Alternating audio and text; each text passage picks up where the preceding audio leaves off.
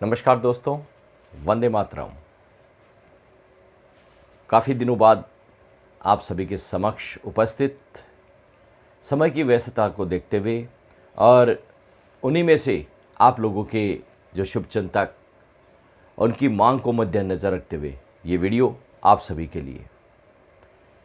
साथियों, जैसा कि आपको याद होगा, मैंने चंद दिनों पहले, लगभग 2-2.5 महीने पहले, 1-1.5 महीने पहले आपको 3 प्रिडिक्शन दी थी, जिसमें कोरोना केस के बढ़ने के मामले, इसके साथ साथ देश में कई प्रकार की स्थितियों की नेगेटिव रूपरेखा, और उसके बाद मैंने महाराष्ट्र में जो उद्धव ठाकरे सरकार है उनके बारे में प्रिडिक्शंस दिया था कि आने वाला जो समय वो इनके लिए कैसा रहेगा। इसके साथ साथ मैंने कई राजनीतिक परिप्रेक्ष्य में आपके सामने प्रिडिक्ट करके दिया था इसी चैनल पर। वो वीडियो अभी भी यहाँ पर अपलोड है, आप अपनी संतुष्टि के लिए उन वीडियो को देख सकते हैं। सुविधा के लिए डिस्क्रिप्शन में कोशिश करूँगा कि वो इसका लिंक शेयर कर दूँ आपको। उस वक्त मैंने जब भारत के प्रधानमंत्री के द्वारा पूरा भारत खोला जा रहा था, लॉकडाउन को समाप्त किया जा रहा था, एक वीडियो बना के मैंने दिया था कि अभी हमें काफ़ी अलर्ट रहना है, जिसमें मैंने वैक्सीन पे भी वीडियो बना के दिया आपको कि राहु काल में बनी ये जो वैक्सीन है कितना असरदार रहेगी। इसके बाद में मैंने महाराष्ट्र सरकार के जो मुख्यमंत्री हैं श्रीमान उद्धव ठाकरे साहब, उनकी कुंडली पर मैंने विश्लेषण दिया था कि आने वाला जो समय इनके लिए काफ़ी चुनौतीपूर्ण है।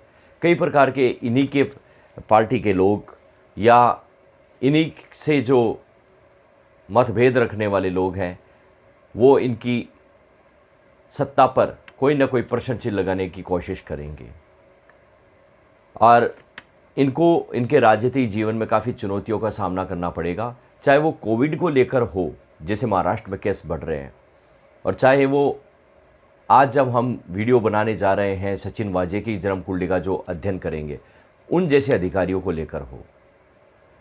तो वो कैलकुलेशन एक तरीके से यहाँ खरी उतरती हुई साबित हो रही है, 100% सही होती हुई दिखाई दे रही है। चलिए यहाँ हम वीडियो शुरू करते हैं सचिन वाजे की जन्म कुंडली। जैसा कि आप सभी जानते हैं, सचिन वाजे एनकाउंटर स्पेशलिस्ट रहे हैं और इनकी कस्टडी में एक डेथ हुई थी, और उस डेथ होने वाले व्यक्ति का नाम था ख्वाजा यूनुस, जिसमें सचिन वाजे और 14 अन्य अधिकारियों को सस्पेंड किया गया था। क्या इनके सितारे, क्या इनके नक्षत्र कहते हैं, क्या आगामी रूपरेखा में इनको ये जो जेल योग है या ये कहें कि जो सज़ा का प्रावधान है वो इनके बन रहा है, या महज एक झूठा प्रपंच इनके साथ रचा गया है, इन सभी जानकारियों को आपके सामने यहाँ इस वीडियो के माध्यम से मैं प्रस्तुत कर रहा हूँ। देखिए साथियों, सचिन वाजे की जो कुंडली मिलती है नेट से, वो हमें प्राप्त होती है 22 फरवरी 1972 का समय, और शाम का 6:30 का समय लिया गया है। कोल्हापुर महाराष्ट्र इनका जन्म स्थान माना गया है। इस आधार पर देखते हैं तो सिंह लगन की पत्रिका बनती है, लग्नेश का सप्तम भाव में स्थित है बुध के साथ। सबसे पहली यदि स्थिति हम देखते हैं इस पत्रिका में, लग्नेश और एकादशेश का जब संबंध बनता है, ऐसा इंसान काफ़ी स्वार्थी, काफ़ी महत्वाकांक्षा को अंजाम देने वाला होता है, अपनी इच्छाओं को पहला वैल्यू करता है। आप में से बहुत से लोग जुड़े हैं यूट्यूब से और उन्होंने अपनी पत्रिकाओं का कंसल्टेशन करवाया है। मैंने उनके सामने ये ऐसी चीज़ें रखी हैं जो उनके नेचर में या तो वो जानते हैं या उनके परिजन जानते हैं। देखिए, ज्योतिष अपने आप में हर चीज़ को स्पष्ट करता है, बशर्ते इसको पढ़ने की आवश्यकता है। तो यहाँ पर ऐसे इंसान काफ़ी महत्वाकांक्षी होते हैं। मेरे ज्योतिषीय अनुभव में मैंने काफ़ी तादाद में ये चीज़ देखी है। तो सबसे पहले ही बात यह आती है, सचिन वाजे एक महत्वाकांक्षी इंसान है। यही जो महत्वाकांक्षा थी वो इनको इस प्रपंच में फंसाने के लिए जिम्मेदार बनी है। एनकाउंटर स्पेशलिस्ट होना अपने आप में कोई बुरी बात नहीं है, लेकिन जहां करना है वहीं पे उचित करना है। अपने स्वार्थ के लिए, अपनी चाटुकारिता के लिए, अपनी पदोन्नति के लिए एनकाउंटर कर देना कहीं उचित रूप नहीं रखता है। तो ये सबसे बड़ा कारण इनकी महत्वाकांक्षा का बना। उसके बाद साथियों देखते हैं लग्नेश का सूर्य सप्तम भाव में जाना और राहु के नक्षत्र शतभिषा नक्षत्र में होना, और वहाँ पे बुध का डिग्री के अनुसार अस्त हो जाना सूर्य से। ऐसे में ये कहेंगे जब भी सूर्य राहु के नक्षत्र में आता है, राहु एक धुआं है, एक शंका है। अब लग्नेश यहाँ आ जाता है तो व्यक्ति का दिमाग दूषित होता है, मौकापरस्त इंसान यहाँ पे बनता है और धोखा देने की प्रवृत्ति उसमें आती है। तो ये इनकी कुंडली में पहले लग्नेश का पीड़ित होना सबसे बड़ा दोष इंडिकेट करता है, लागू करता है। उसके बाद में साथियों यहाँ आते हैं राज सत्ता के बारे में। सरकारी नौकरी, हम सरकार के द्वारा जो अधिकारी हैं वो, या हम सत्ता में काबिज जो नेता लोग हैं उनका संबंध यहाँ पे देखते हैं। यहाँ पर माफ़ कीजिए, चंद्र और शनि का जो संबंध है, विष योग का निर्माण यहाँ देखने को मिलता है। चंद्र जहाँ अपने रोहिणी नक्षत्र में है, वहीं पर शनि वापिस राहु के शतभिषा नक्षत्र में दिखाई देते हैं। इस स्थिति में भी यहाँ पर यदि हम दोनों प्लेनेट का, दोनों ग्रहों का विवेचन करते हैं तो एक चीज़ समझ में आती है। इस जगह पर दशम भाव में जो राज सत्ता का भाव है, शनि का राहु के नक्षत्र में होना, चंद्र के अपने ही रोहिणी नक्षत्र में होना, व्यक्ति को स्वार्थी, वाक्पटु यानी बोलने में चतुर बनाता है, उन्नति प्राप्ति में होशियार, स्वयं की उन्नति, स्वयं की प्रोग्रेस के लिए अग्रसर बनाता है, और राजदार और नेताओं से काफ़ी अच्छे संबंध देखने को यहाँ मिलते हैं। तो ये एक शनि जो विष योग में स्थित है, चंद्रमा जहाँ विष योग की स्थिति में देखने को मिलते हैं, वो भी एक यहाँ पर दुर्योग बने हुए हैं। दो दोष इनकी कुंडली में यहाँ देखने को मिलते हैं। एक तो खुद पीड़ित हो गए, लगन पीड़ित हो गया, और दूसरा ये भी खुद स्वयं इनकी जो राज सत्ता का, इनके जो काम करने का तरीका है, कार्यशैली का जो भाव है, वो भी पीड़ित हो गया। ऐसे में दो पॉइंट यहाँ पर देखने को मिले जो इनकी कुंडली में इनको दुर्योग में फंसाने का, इनको बुरे काम में फंसाने का योग बनाते हैं। फिर यहाँ पर यदि हम वर्तमान में बात करें तो शनि की महादशा चल रही है इन पे, और शनि की महादशा 21/7/2015 से स्टार्ट हुई है, 27/7/2034 तक ये चलेगी। साथियों यहाँ पर जो शनि है इस पत्रिका में, वो पूरी तरीके से शुद्ध रूप से मार्केश की भूमिका निभाता है, यानी महादशानाथ यहाँ पर मार्केश की भूमिका में आ जाता है। और ऐसे में ये जो योग है वो कानूनी कार्रवाई का स्वामी होता है। दैनिक दिनचर्या जो उद्योगपतियों, हम जो दैनिक दिनचर्या में जो कार्य करते हैं उसका भाव ये सप्तम भाव है, और सप्तम भाव ही उद्योगपतियों से संबंध को बताता है। आपने देखा होगा जब समाचार या न्यूज़पेपर्स के माध्यम से इनके बारे में पढ़ रहे होंगे, इनके संबंध बड़े बड़े उद्योगपतियों से भी निकल के आए।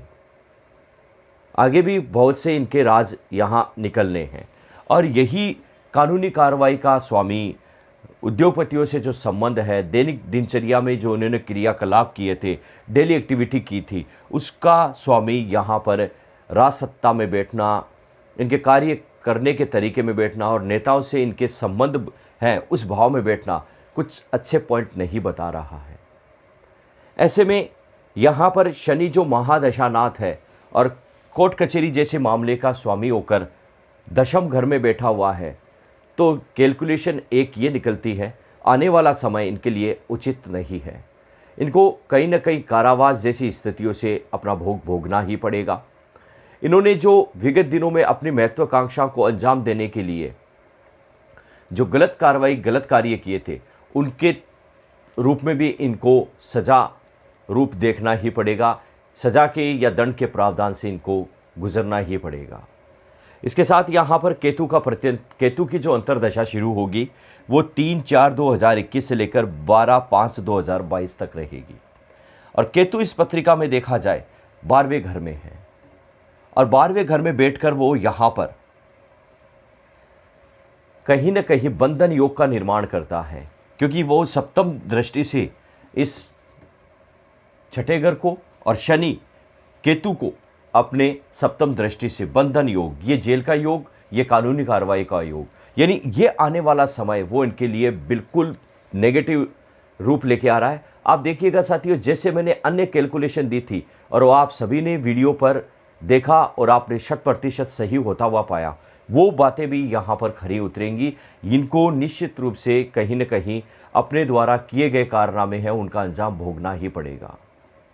इसके साथ मीठी नदी में जो इनके खिलाफ सबूत मिल रहे हैं, सीडी वगैरह अन्य जो एविडेंस मिल रहे हैं, वो पूरे के पूरे इनके खिलाफ जा रहे हैं। इनके द्वारा किए गए जो कारनामे हैं, उनको वो एविडेंस, वो सबूत है, वो पूरी तरीके से लागू करते हुए दिखाई दे रहे हैं। ऐसे में बात स्पष्ट हो जाती है, अब वो समय आ गया जब इनको चाहे अपनी महत्वाकांक्षा के लिए, चाहे किसी के दबाव में आकर जो उन्होंने कार्रवाई की थी, उसका अंजाम भोगना पड़ेगा। इसके साथ साथियों, सूर्य का बुध से संबंध जो उद्योगपतियों से इनकी कुंडली में संबंध बताता है, इनसे रिलेशन बताता है, उस का योग जहां बुध है वो अस्त स्थिति में है। तो ऐसे में इन 3 प्लेनेट की, 3 ग्रहों की विवेचना, सूर्य का बुध से संबंध, शनि चंद्र का संबंध और लग्नेश का सूर्य के राहु के नक्षत्र में आना, सतविशा नक्षत्र में आना, एक ही चीज़ को बताता है कि इनके मित्र इन्हें नुकसान पहुंचाएंगे, जो मेरी ज्योतिषीय गणनाएं कह रही है। इनके जो नेता हैं, इनके जो नेताओं से संबंध रहे हैं, और अब इनके जो राज हैं, इनके द्वारा बताई गई बातें हैं, वो कई नेताओं के, उद्योगपतियों से इनके रहस्य को खोलेंगी, उनके राज को बताएगी, और जीवन साथी को भी इनको कहीं ना कहीं समस्या देखने को मिलेगी, क्योंकि 7th हाउस जो जीवन साथी का है और शनि इस कुंडली में मार्केश है। तो ऐसे में जीवन साथी को भी लेकर कई बार समस्या इनको देखने को मिलेगी। और साथ ही साथ शुक्र है वो इनके जो काम काज करने के, इनके सरकारी नौकरी, इनके नेताओं से जो संबंध है वो अष्टम भाव में है। तो ऐसे में अनुभव में ये आता है, कुंडली विवेचन में, ज्योतिषीय अनुमान में, कि इनको पीछे, इनको फंसाने के पीछे, इस योग में इनको लाने के पीछे कोई ना कोई एक स्त्री का हाथ जरूर होगा। हो सकती है वो एक से अधिक हो जाए, लेकिन महिलाओं का योग इनके जीवन में दुर्योग बनने वाला है। शुक्र जब भी अष्टम भाव में होता है और विशेषतः वो दशम भाव का स्वामी होता है, तो व्यक्ति महिलाओं के कारण कहीं ना कहीं बुरी परिस्थितियों में फंसने के योग बनता है, या बुरी परिस्थितियों में वो फंसता है। तो ये सारा कैलकुलेशन इनकी कुंडली को देखकर मिलता है। और जब ये 2015 में यहाँ पोस्टेड होकर, एक बार इनका स्थानांतरण कर दिया गया था, ट्रांसफ़र कर दिया गया था, दोबारा 2015 के लगभग इनको वापस महाराष्ट्र में बुलाया गया था। और उसी समय कई केसेस जो मूलतः अपने आप में बहुत हाईलाइट हुए केस हैं, मर्डर केस थे, उनमें वो केसेस भी इनके संबंध वहाँ से जुड़े हुए हैं। तो आने वाले समय में जो महानगरी है मुंबई, उसमें जो बड़े हाईलाइट केस हुए हैं, उनमें भी इनका नाम आता हुआ आप देख पाएंगे। तो ये एक छोटा सा विवेचन, छोटी सी ज्योतिषी गणना सचिन वाजे की कुंडली के द्वारा आपके सामने। वीडियो कैसा लगा? शेयर, लाइक, सब्सक्राइब जरूर कीजिएगा। और अभी तक के लिए साथियों इतना ही। जय श्री कृष्णा, जय भारत।